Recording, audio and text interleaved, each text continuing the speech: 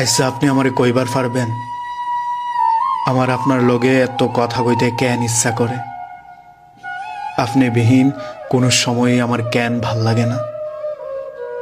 কেন আমি অন্ধকারে শুধু আপনারই খুঁজে বেড়াই? দুঃখ পাইলে শুধু আপনার সঙ্গ আমার পাইতে ইচ্ছা করে। আমি নিজেরে কয়েকবার জিজ্ঞাসা করছিলাম যে কেন আমার আপনারই লাগবে। বিশ্বাস করেন, আমি কোনো সৎ উত্তর খুঁজাই পাই নাই।